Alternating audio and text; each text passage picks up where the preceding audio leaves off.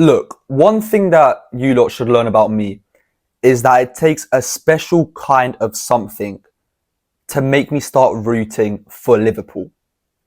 There is no team that I despise more, that has brought me more pain in the last 5 years than Liverpool Football Club. If you could ask me right now to press a button to dissolve that club, I would seriously think about it. Genuinely, Liverpool, if we can never play them again, I'd be more than happy to accept that offer. But today, I found myself rooting for Liverpool to score. In fact, I found myself cheering for them to score. And when they did score, I found myself smile a little bit.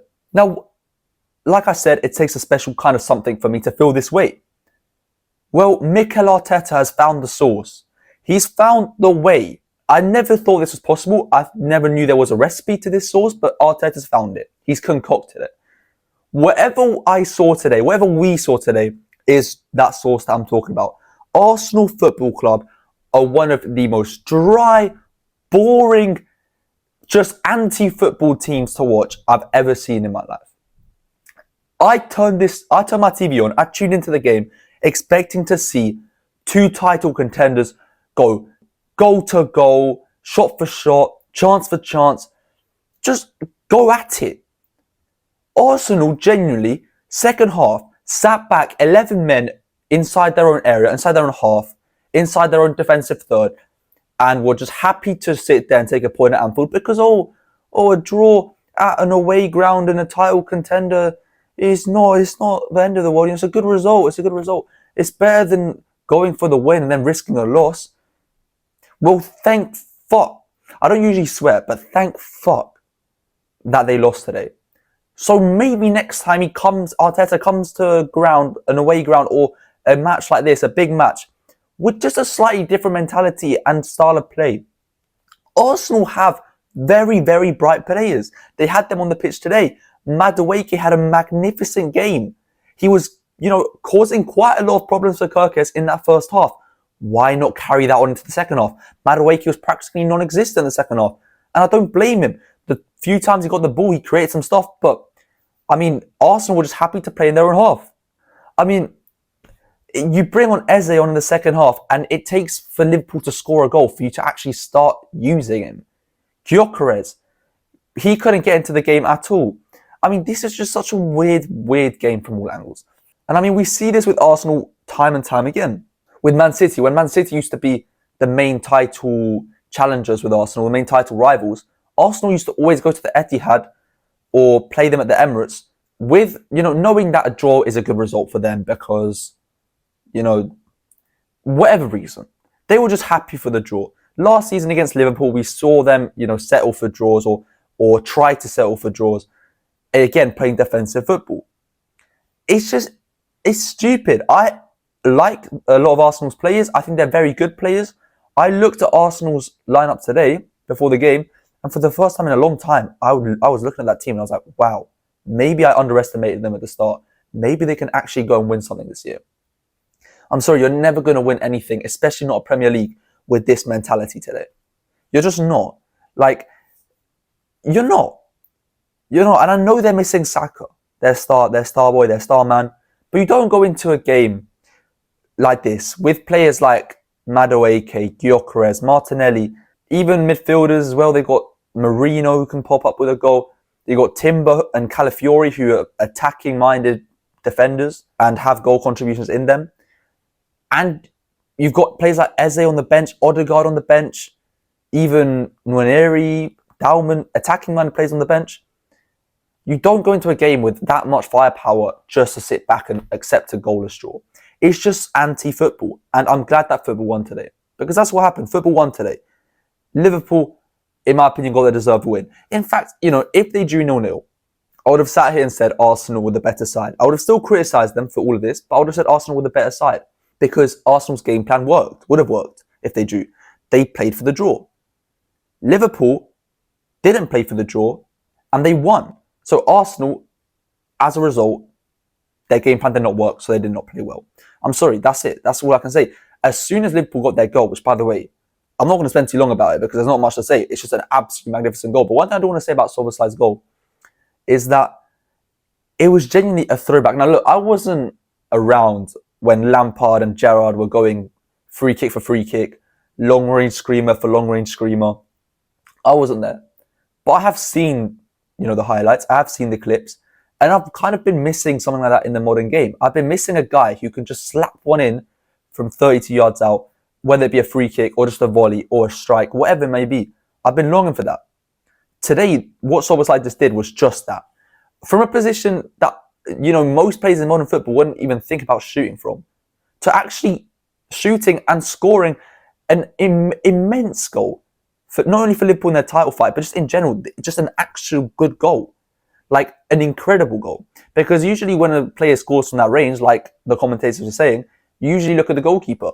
Oh, has the goalkeeper made a mistake? Maybe his positioning wasn't great. Raya did nothing wrong.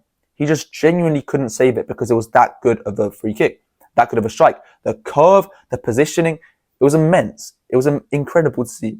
And I actually loved that goal. It caught me soft guard as well. I was just sitting down, watching the game, kind of a little bit bored. I'm going to be honest with you.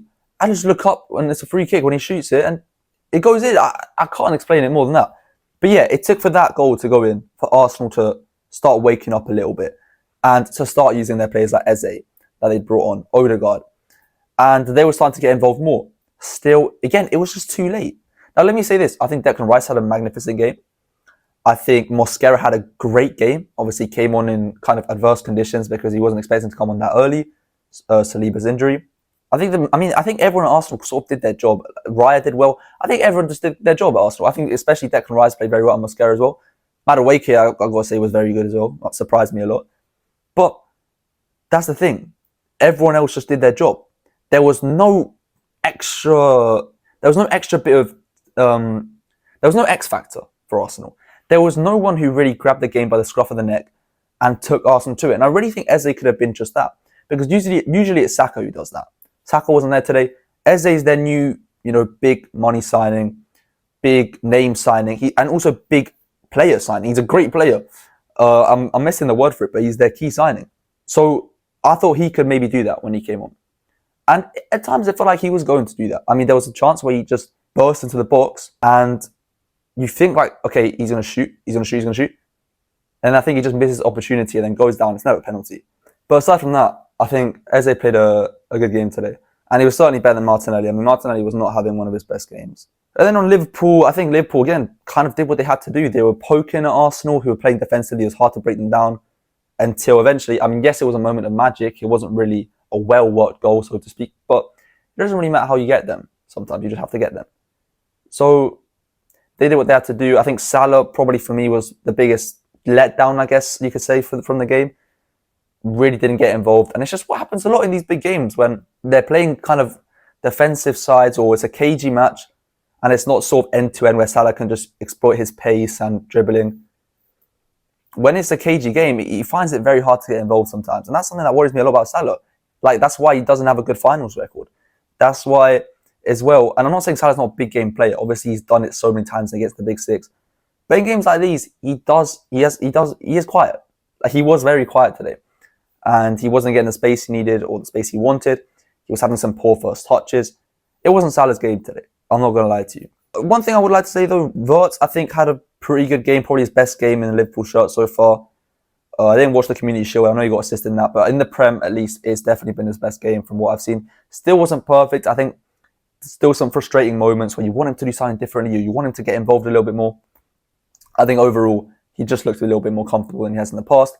I think Ekitike looked pretty good. I mean, Ekitike, for me, his frame is just perfect for a striker at this level. I honestly think the guy is going to explode this season at Liverpool. Obviously, he didn't get a goal today. He did get a goal that was offside because of Gakpo's interference. But again, getting involved was just good to see. And I think Gakpo, again, was getting involved. Didn't quite fall for him at times. He was trying some shots outside the box that didn't really work out. The midfield was good for Liverpool. McAllister, Szoboszlai, probably man of the match today. Obviously mentioned him for the goal, but Szoboszlai was just attack, defence, just everywhere, contributing for the team, helping out. And that's all you can ask for from a midfielder, and obviously to get you the goal as well. And yeah, the defence was solid from Liverpool as well, very solid. They nullified all of Arsenal's in-swing corners. Like, Gomez was always there to meet with a header. Konate, Van Dijk, obviously So yeah, positive performance. I think Kirkez, obviously at times Madueke was getting the better of him, but I think Kirkez overall did have a pretty good performance. He was very solid at times as well, nullifying attacks. Anyways, yeah, I think that's all I got to say really. It was kind of a boring game. There's not much to talk about, but yeah, Arsenal. Just next time, please just play football, please, because as a neutral, semi-neutral, because I don't like any of the teams. I'm a Chelsea fan. I don't like any of those teams. Liverpool, Arsenal. I just want to see a good game. Next time, please just put on a show, man. You've got the players to win whilst putting on a show. You don't have to sit back and hope you get a corner out of nowhere and score from it. Please just stop dying on that hill every single game because it's not going to work. It might work against Leeds, might work against Burnley, Sunderland. It's not going to work against Liverpool. Wait, come on, guys. Also, a 0-0 draw is not a good result. I'm sorry, if challenging for the title, a 0-0 draw is not against Liverpool is not necessarily a good result. You know, in these situations, or at least playing for 0-0 draw is not a smart decision in these situations. Third game of the season because you just handed Liverpool a big 3 points. But anyway, that's all I got to say. Liverpool 1, Arsenal 0, and like, comment, subscribe. Let me know your thoughts on the game as well, and I'll see you in a bit.